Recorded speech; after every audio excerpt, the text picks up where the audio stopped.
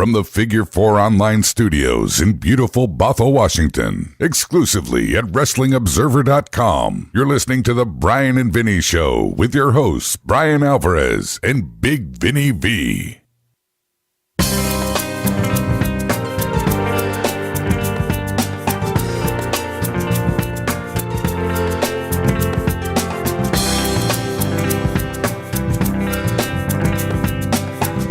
All right.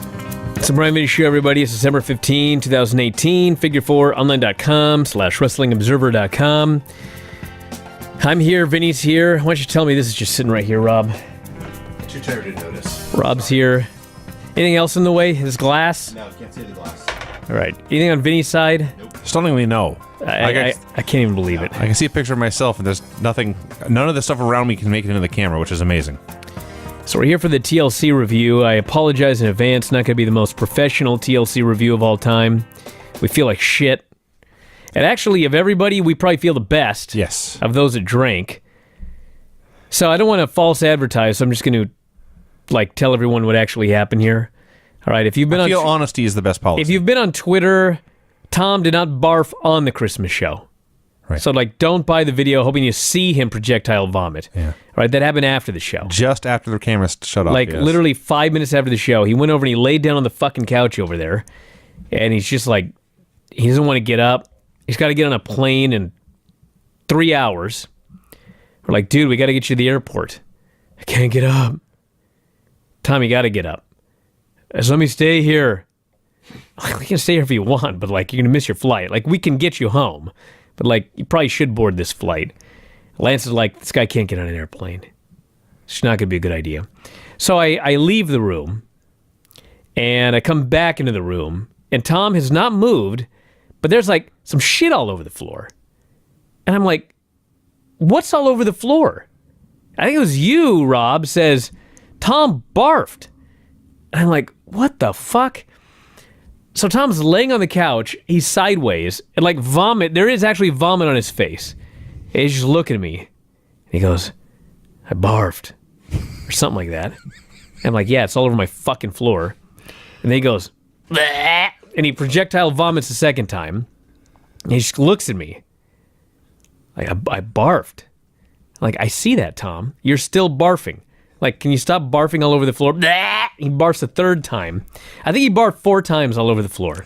I saw the aftermath. That sure looked like it. Dude, there's onions everywhere.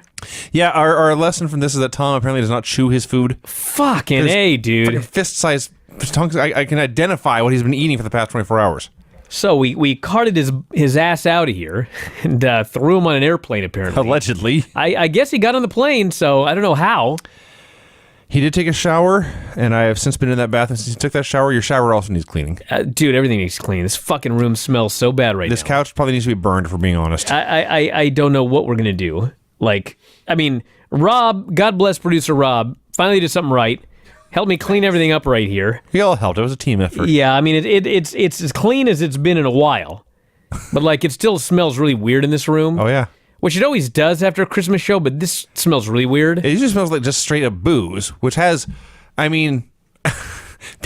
alcohol has a clean scent to it in a way. It does? This does not smell clean.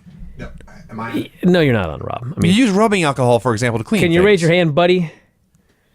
Well, you had me on the last time, so I wasn't sure if I was you're still on now. So, no, what it smells like, because I've had this scent in my house, because we have a dog who likes to piss every so often. It smells like animal piss cleaner. Well, we did use various copious cleaners. amounts of cleaning products. Yes. We used animal vomit cleaner. I got some right here. We used all sorts of shit. Oxycharge, stain and odor remover. Yeah. Nature's Miracle, urine enzymatic formula, urine destroyer foam. Yeah, I fucking used all that in this room. You need more. Dude, I need a fire. A cleansing fire would be We good. had the fucking window open through the entire TLC. It still smells in here. It's December 16th from when we have the window open. Yep, and it's a disaster. So, like I said, you're not going to see Tom vomit if you buy the Christmas show at video.f4online.com. In hindsight, the entire Christmas show now is going to be a 2-hour build with no payoff.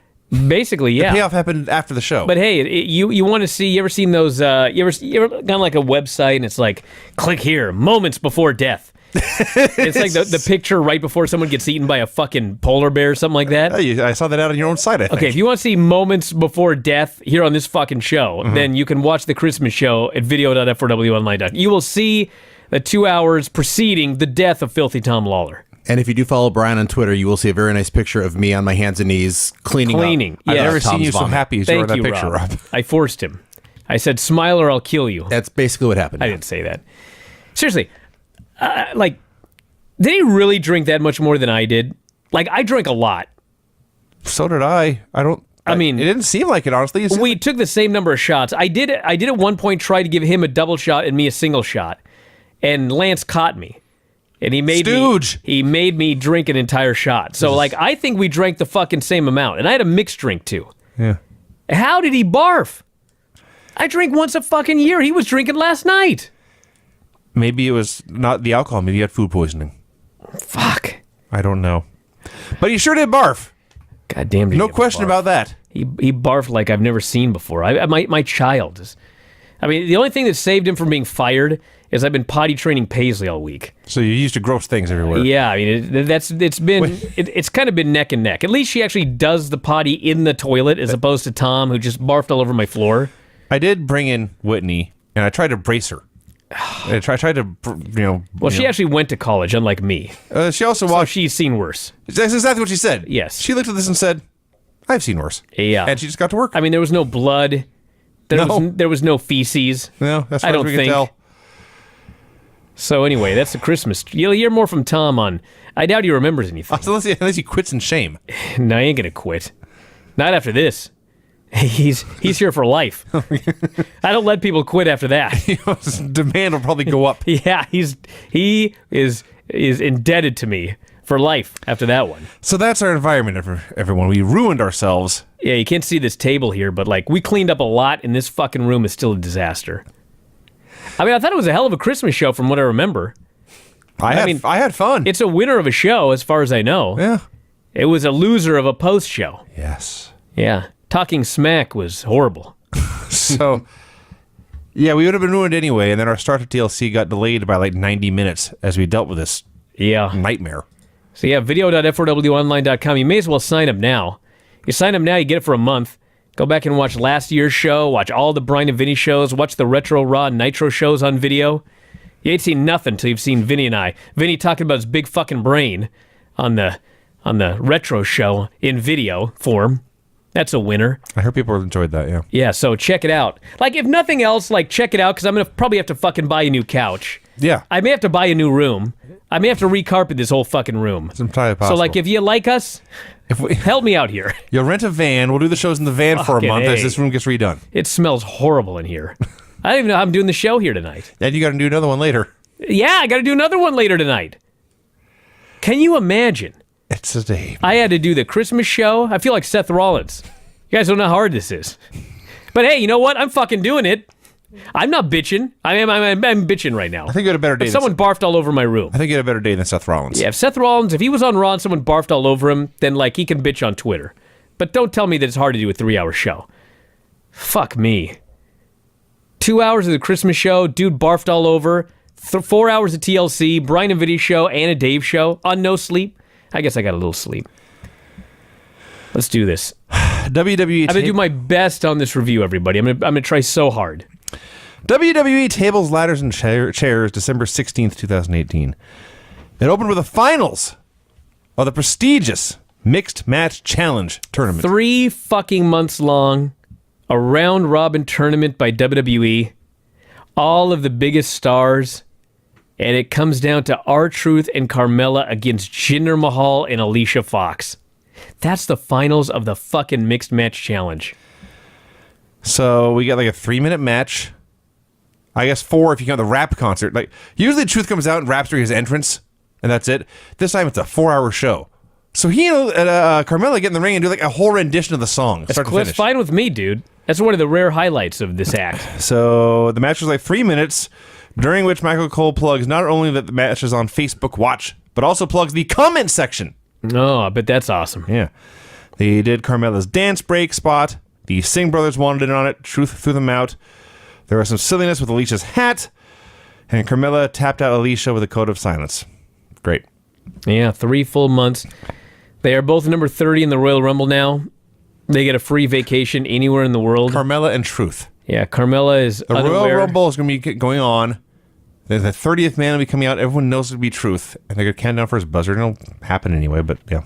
So apparently the story is that they were supposed to submit where they wanted to go, and Carmella didn't know about this, and so Truth volunteered them to go to WWE headquarters in Stamford. Yes, she's guessing. She's mad. She's trying to guess where they're going to go. Is it Rio de Janeiro? Is it Brazil? He says, no, Stamford. Yeah. And that's a joke. Yeah, it's comedy. So we got This all ends with comedy. an attempted comedy. But it was an attempt at comedy, yeah. I mean, it's comedy. There's a lot of comedy that's not funny. This is that category. Technically, this was comedy. So, yes, a 3-month tournament with a 3-minute final, all to set up this joke. And then Michael Cole says, hey, everyone watching this on Facebook Watch, join the network. Get 4 more hours of this bullshit. Can you imagine? The temerity. Can you imagine? And I love that we're supposed to feel sorry for Carmella because she didn't submit the destination.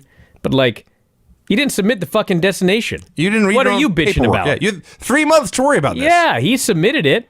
You should have paid attention. Yeah. I have no sympathy for anyone anymore after tonight. New Day versus Usos versus The Bar. All Tag these team teams titles. ever do is wrestle each other. Yeah, you should watch the TV, dude. All they do is wrestle each other? Yeah. Yeah. Kidding? So, crowd was into Kofi's comeback, or so I thought, but then I realized 10 minutes later the match was still going on, so it wasn't the comeback after all. And then here I wrote, a bunch of shit happens, and Woods steps into a bro kick and gets pinned. Yeah. They worked hard, everything looked good, nothing mattered or will be remembered. No, it's just a giant collection of everybody doing moves. It's exactly like on television. Like moves, near falls, moves, near falls, and then a team wins. An impressive display of Moves. cardio condition, strength and agility, And moves. and moves, and no storytelling or drama to anything at all whatsoever. Dude, there's one move where fucking Kofi goes up to the top, and he jumps in the air and he just trust falls on everybody. Which, like, in real life, that's fucking scary and dangerous. Yeah. Tom Phillips goes, ha ha! Look at him! Like, fuck you. And Announcers suck. the announcers are their usual terrible selves. Jesus, God almighty. You can't put it over like it's actually deadly. Like, hey, what if you do that move and everyone moves? He'll die. What if you do that move and no one's there? He'd fucking die. That's as high risk as a high risk move can be. Tom Phillips laughs. Ha ha, look at the guy. He leapt and spun. Who cares? Whatever. Baron Corbin versus Braun Strowman. I figured Brian would have a rant to go off on here, but I'll just Who gives a shit? I don't care. Corbin cuts a promo, says the fans, too bad to the fans, get used to it, he's going to be in charge. Tells Heath Slater, the referee, to count to 10, count Braun Strowman out, he'll be the permanent GM. Braun comes out with his arm in a sling. He says this match is no DQ, which means I can have all my friends beat you up and it's totally legal. Yeah, this is the babyface. Yes. So I swear to God, 5 fucking guys are out there. We got Apollo Crews, Rude, Gable, and Finn Balor. That's for you. And then, of course, Braun Strowman. And Heath. And Heath, yeah. So basically, it is 6 on 1. And then, And then Angle comes out. so it's 7 on 1. Yeah, Corbin tries to leave, so Angle comes out. It is 7 on 1 advantage baby faces. They beat the shit out of Baron Corbin. All the baby faces hit the guy with their finish. Slater puts on the ref shirt, and then Strowman, With his arm in a sling. pins the guy. Whatever. I mean, here's what I figure is going to happen. They're going to come on the show tomorrow, and, like, Stephanie's going to come out and say, this is bullshit. Like, it was 7 on 1. Corbin, you're reinstated. And then Vince comes out and says, you're fired. And that's the end of Baron Corbin for, 2 weeks or whatever. But, who cares? This was so wacky. I mean, I guess you got your Braun Strowman Baron Corbin match Oh, great. that they promised you, basically. Ruby Riott versus Natalya in a tables match. So the Riott Squad come out and they have a table with a big sticker of Jim Neidhart on it. Oh, dastardly. Yes. So they're interfering like crazy, just right in front of everybody. And Natalya has no friends, I guess, so she has to fight them all off alone. I mean, she got Ronda Rousey, but she never came out. Ronda's busy. She had a match. She's got to put on her eye makeup I don't think she had it tonight. and get her hair did. She did get her hair did. Yeah. For sure. She can't help her friend. Now, that's dumb, but it did work out because Natalya had to, it was more odds for the hero to overcome. And first, she went to knock Ruby off the apron through a table, but Liv pushes Ruby out of the way. Liv goes through the table. That looked brutal. When flying backwards, it looked like she had the back of her head in the ground.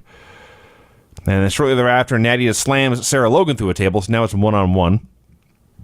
And the anvil table gets set up in the corner, and they tease going through that a few times. And then Nadia lays Ruby out, and she pulls out a Ruby table. Should it be Ruby's dad? Or like Ruby's mom or somebody? Just a picture of Ruby. I'm going to put you through a table with your own likeness on it. Yeah. And then she put on her dad's jacket, and they fought on top for a while. They teased going off the top for a while. Then Natalya hit a powerbomb off the top through the table and won. Yeah. So this was silly, but also effective in the end. So it was fine. It was a fun enough match. Another happy ending. Happy ending. We got many happy endings here on the show. Yes. So that was a change of pace, to say the least. Yes. We'll fix that tomorrow. Drew McIntyre versus Finn Balor.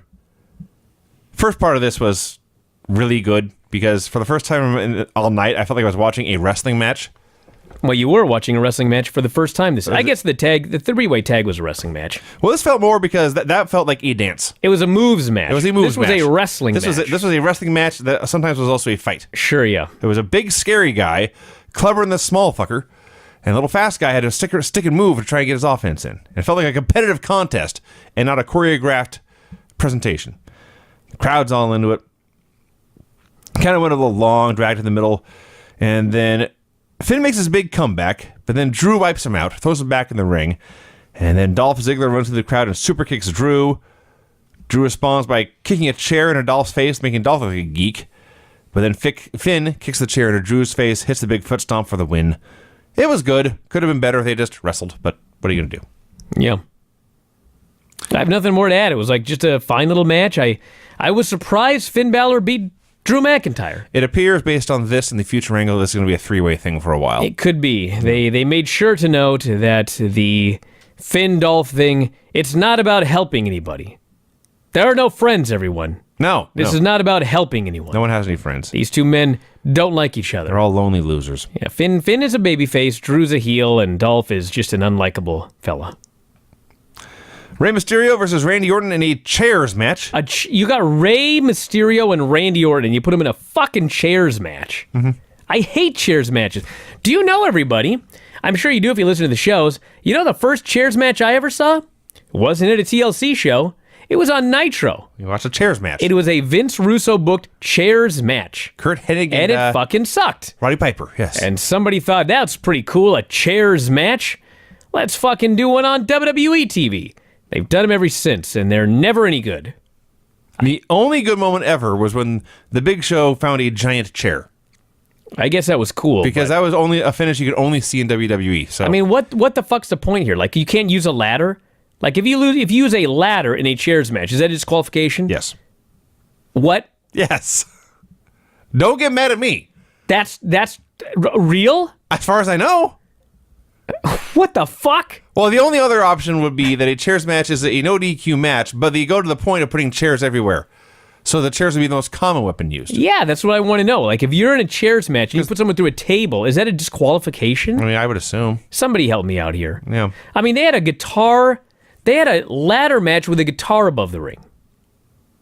And the steps were, whoever gets the guitar can use it. Do you know how dumb this is?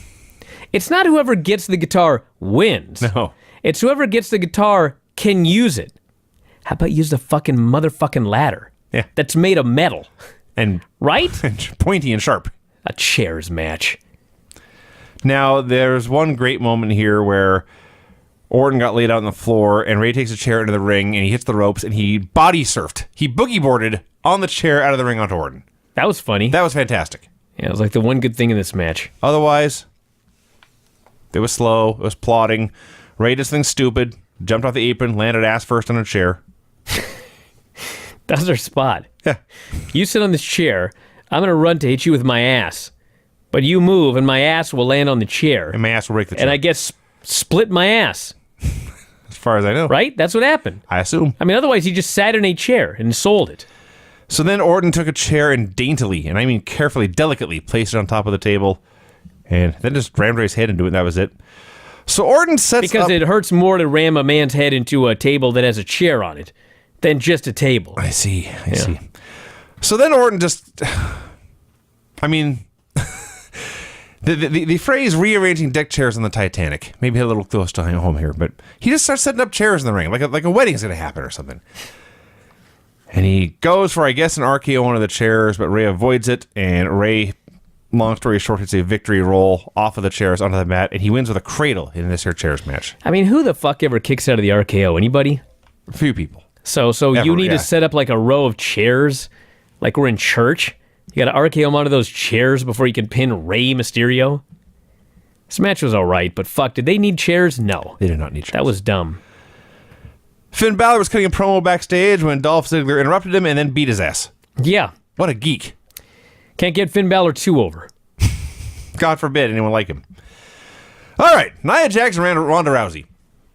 Ronda's awesome, everybody. Yeah, Ronda's fucking awesome. she's pretty good here. She's just great. Her facials are great. Her action is great. Her transitions and reversals are all great. She's amazing. She had a great match with Nia Jax here. I don't think that's ever happened except the other time. She Yeah, had a the great two match matches she had Jax. with Nia were pretty good. So, as I've mentioned before, my favorite thing about Ronda is that she totally gets not just what facial expressions to use, but her face changes throughout the match at different points. So she goes from aggressive and confident to in pain and agony to enraged and making a big fiery comeback. And at the end, after she kicks out of the one Samoan drop, so Nia tries another one, but Ronda slips out of that. And then she blocks a punch and climbs like she's climbing Mount Everest, turns that into an armbar, and then before cinching it on, she's sure to mock Tamina. I guess the spot was she kissed the fist, the face breaker fist of Nia, and then cranks on the armbar and wins. It was very short. I don't know, 5 minutes, 6 minutes. I think it was longer than that. I shouldn't say very short, but aside from being shorter than most great matches, it was a great match. Yeah, I really liked it. I don't need to watch the first one again, but I think I like this one better because the first one, I thought that Ronda sold too long, even though they had a pretty good competitive match. This one was 11 minutes, Vinny. I stand corrected. 11 damn minutes It there. flew by. Yeah. Usually when a match is that long, I don't think it's that long, it's a good sign. All right, I've been alerted by Filthy that he's home. Oh, thank God. Yeah, he wrote, "This is amazing." What does that mean? You asking me? This is amazing? You barfed all over my house. So what do you have to say about that? All right, go ahead, Vinny. All right. So after the match, Nia blows off a backstage interview. So, by the way, Nia this whole time had Tamina in her corner for no reason. She did nothing. She was useless. She didn't have anything to do in the finish. And then here backstage, Nia blows off an interview, and Becky is there to run her down and beat her up, and then walks away, and then Tamina runs up. Again, totally useless. Yeah. I'm assuming this better not be the payoff to Becky and Nia, by the way. Could be. It might be. I mean, you want to see them have another match? I sure don't. They could do a 2-minute squash and have Becky just They're on destroy her. separate brands. You can do They don't do it, It's Vinny. not real. They don't do it, They Vinny. can do a cross-brand I know match your if they want to. argument, but they don't do that. Fine. That's like saying, they could bring up Ricochet. Well, they won't. No. They're interviewing AJ Styles backstage. Oh, fuck. Here's a question from this brilliant backstage interviewer. Do you think you're mentally prepared to win the title back tonight? He should have said, you know what, I'm not. God. I'm just going to go home. Now that you bring it up. I hadn't thought about that before, but Sorry, everyone. I'm mentally unprepared for I'm this going to give match. it a go next month instead. I was a champion for a fucking year, but I'm not mentally prepared for a championship match tonight. So it's a god-awful, horrible, idiot question. They all are. This is especially bad. And AJ did not save things. Got this flat, boring promo about he's prepared and he's going to win or whatever. How the fuck can he have a good promo? This is a stupid question. It would be hard. I'd be infuriated. Someone asked me a question that's stupid for a championship match. So we had AJ Styles versus Daniel Bryan for the WWE title. I don't want to shock you. This was an excellent pro wrestling match. Yeah, I got 25 minutes. They had a Yes. hell of a little match there. Felt like they were just getting going. They went 25 and could have gone 35 easy. Yeah, the fans, like, they were into it, but they weren't into it like it was the best match they'd seen in, like, the year. Right. They were just kind of like, I don't know, they liked it, but I don't know what it was. I don't know if they expected, like, someone to run in or... I don't know what they expected, but they were into it, but not that into it. So yeah, 25 minutes, we could go over a lot, spend a lot of time going back and forth over stuff, but Daniel was a great wrestler who was kind of a coward and kind of a prick. AJ was a great wrestler who stood his ground and was always going forward. He tried and countered pretty much everything. Lots of sub-hold reversals. Granny would have liked this. Yeah, the LaBelle lock is now the LaBelle lock. Yes, it's not the yes The lock yes, anymore. the yes movement is dead. Yes. So it's no longer the yes lock. So for the finish, they began to tease ref bumps. They never delivered, but they had a bunch of guys flying at the ref and almost hitting him. And then AJ hit the cradle, and Brian just reversed it, and the ref, who was not bumped, just counted 3, and that was it. Yeah. They teased so many fuck finishes that when the finish was just a roll-up and a 3 count, it felt very abrupt, anticlimactic. Yeah, to me, if you got to watch 2 things on the show, you got to watch the main event and this match. If you got to watch 3, add in the Ronda match. Yeah, I agree. If you got to watch 4, don't. Yeah. There's other stuff on the network. Yeah, there's other stuff. There's stuff that's you won't hate, but... Watch the tag match from New Japan last night. Okay, there you go. That might be better. That was a very good match, though. Excellent match. Yes, and Brian wins. He just wins clean, and it's the kind of clean win that can still lead to a rematch. It still felt very much like a WWE match. Yeah. Like, I feel if they would have done this match in New Japan or Ring of Honor or an indie show, it would have been better. Yeah. But, like, under the requirements of the WWE brand, they had a hell of a match. Charlie interviews Ronda. Ronda just says, payback's a bitch, and I'm the baddest one on the Well, planet. Ronda's talking to Natty. Charlotte comes up and just says, can I talk to Ronda? Natty's blown off. She has to leave. Natty ultimately will turn on Ronda. They're doing the slow build. Yeah. And then, I hate these announcers. Like, I like Charlie. It's not even her fault, but like, she interviews Ronda and Ronda goes, payback's a bitch, and I'm the baddest one on the planet. She storms off, and Charlie has to look baffled. What? Like, was that not abundantly clear? She's the baddest bitch on the planet. Hello? What are you confused about? I don't know. Well, Seth Rollins and Dean Ambrose. All right, so first off, can someone explain to me what the fuck happened here? Because I thought that this was a ladder match. Like, this was billed as being a ladder match. And then the show comes, and it's just a wrestling match. Now, listen. I don't want to sit here and bitch, but I'm gonna. Oh, bitch. This thing sucked. These fucking guys, this is a grudge match built around Dean Ambrose turning on Roman Reigns the night that he announced he was going home to fucking fight for his life and battle leukemia. He turns on the guy, and he's been bringing up Roman Reigns' leukemia over and over again. This is a fucking blood feud. These two fellas get in the ring. They lock up. They begin to exchange holds. Dean puts him in a chin lock. He holds him down on the mat. I'm like, what in the fuck is going on here? What the fuck kind of a grudge match is this? Does anybody know how to wrestle anymore? So they're having this clean, straight wrestling match on fucking TLC. Like, give them some fucking chairs. Why don't you give them needles? Since Dean wants to get inoculated in every city. Did we mention that? Why don't you just put fucking needles all over the ring? They can jab each other in the ass with needles, like something. Instead, they're there wrestling. And then, as they're wrestling, Seth Rollins flips out of something to sunset flip out of the corner. He fucking sells his knee. Oh my God, he blew out his knee The again. exact same spot where he really blew out his knee. Yes! He fucking blows out his knee, then he hits the ropes. Dive. Buckle Jumps bomb. back in the ring. He's carrying this guy around. That's later. First he blows out his knee and hits 2 straight dives. Then later he blows out his knee again and he hits a running buckle bomb afterwards. The announcers are trying so hard to explain this nonsensical psychology here. Oh, Renee goes, forward momentum is on his side. That's why he could run. Because he lifted him up and the weight was in front of him. And so I guess he just stumbled to the corner on his bad leg. They're trying so hard to make sense of this. Now, if you think I'm being a dick, okay, I wasn't in the building. I was not one of the 11,000 fans chanting, "This is boring." Yeah. It was a small vocal minority early. It was the vast majority late. Yes. I couldn't even believe the match these guys put together. Who put this fucking match together? Seriously. There's so much more that you're glossing over. Glossing over? Or haven't gotten to yet. Maybe a more fair way to put I it. could go on for 6 hours about this How match. about before they even fight, when Seth begins to scream, "The mind games are done! You wanted this fight! Yeah, what a Come fight. on, pal!" Come on, pal. Let's lock up. This is not believable dialogue. This is dialogue written by someone who's never actually been in a fight. And then later, "This is the fight you wanted, Ambrose." Just shit. Just I utter don't think shit. this was the fight that Ambrose wanted. No one wanted this I fight. think he probably wanted a good match. So the match sucks, and it's stupid, but I've seen sucky, stupid matches before. And then Seth's firing up for his comeback. He's coming with a kick out of the corner, and Dean says, "Fist bump, bro." And Seth is conflicted. "You fucking shithead, Seth Rollins. Kick this fucker. What's wrong with you?"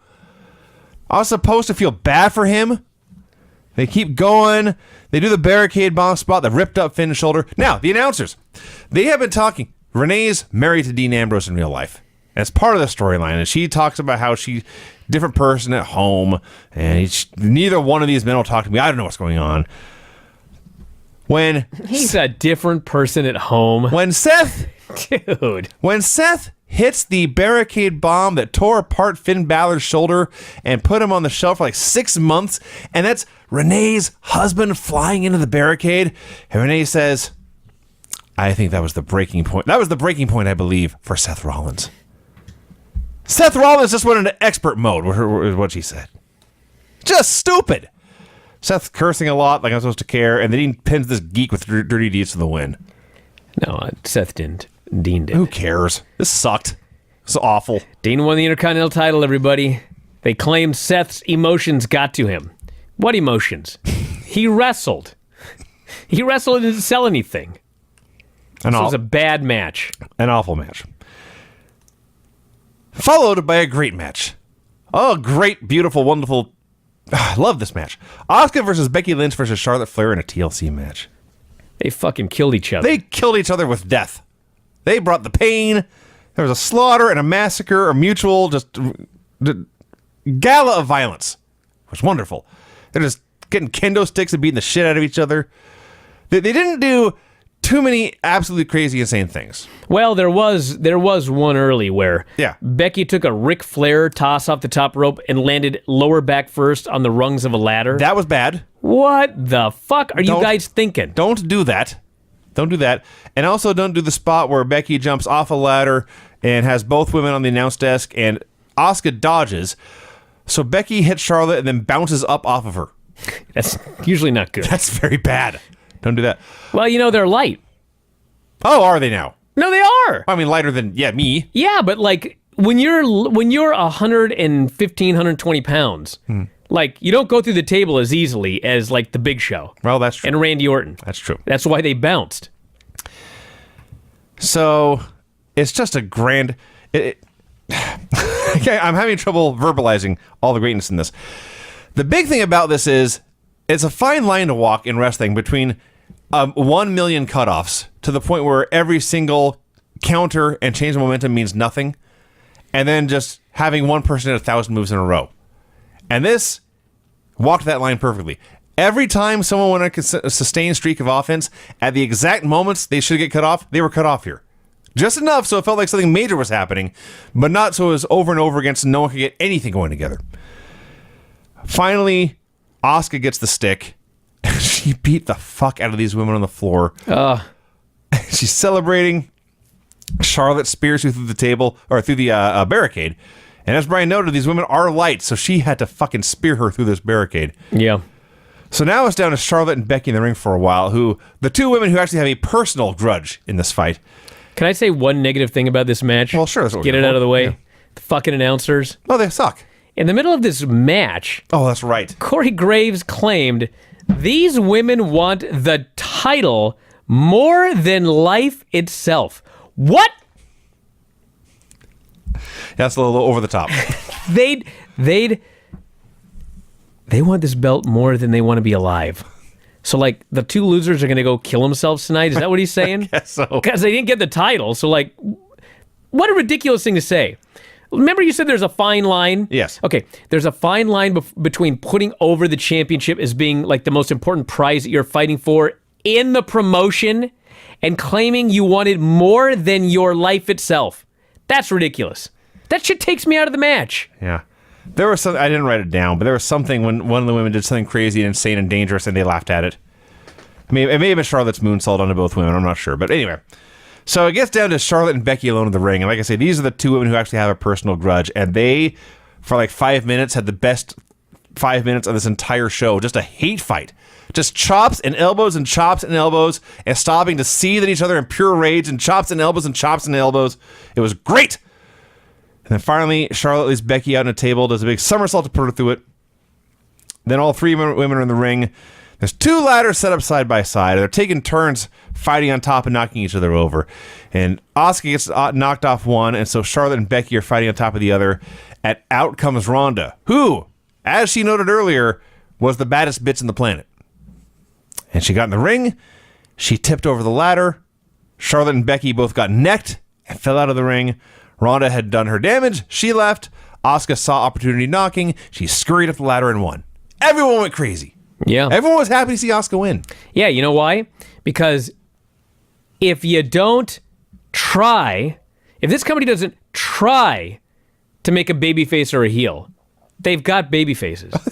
The fans love Asuka because she's Asuka. Yeah. They love her because, like, there was a time where, I don't know if, like, this was like a decade, 2 decades ago, 25 years ago, where I don't think a lot of fans could really recognize if someone was really good or not. You know what I mean? Mm-hmm. Like, so everyone loved the Ultimate Warrior. He fucking was terrible. Right. But, like, people liked him. Mm-hmm. They didn't recognize he was a terrible worker. Got carried by a lot of guys. Dude, it's 2018. Like, people recognize talent. And Asuka is very, very, very talented. I'll say. And they love her for that. And WWE hasn't tried anything stupid with her. They don't do stupid storylines or gimmicks to try to make her a babyface. She's just out there being a badass. They did have Ellsworth imitating her. Yeah, but I mean, in general, it's just like she's just out there being Asuka. That is true, yes. And as a result, the most beloved heel, or the most beloved babyface, I had Rob's mic on the whole time. The most beloved babyface on the roster is Becky. Mm-hmm.